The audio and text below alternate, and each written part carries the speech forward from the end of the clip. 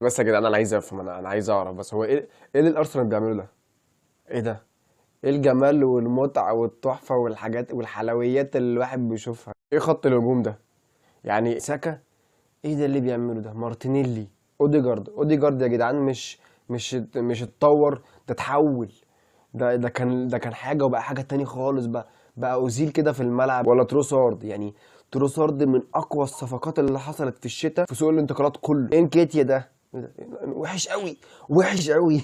انت بتعمل ايه في الفرقه؟ يعني دوت بالنسبه لي النقطه السوداء الوحيده اللي في هجوم ارسنال النهارده كسبت 4-0 قدام ايفرتون. اما تيجي تبص على ايفرتون، هو ايه القرف اللي انت فيه بجد؟ من الفرق اللي صعبانه عليا اللي بيحصل فيها دوت، عشان ايفرتون زمان كانت فرقه تقيله قوي. دلوقتي النهارده الارسنال وهو بيلعب قدام ايفرتون تحس ان هو كان بيلعب في عيشه تدريب، اي حاجه ممكن توصل بيها للجون عادي من الجنب، تعمل بينات تخش معاك جون، اوفرات كده وتشيبات كده في قلب الدفاع توصل للجون. ايه في ارسنال شكله مصمم على الدوري وشكله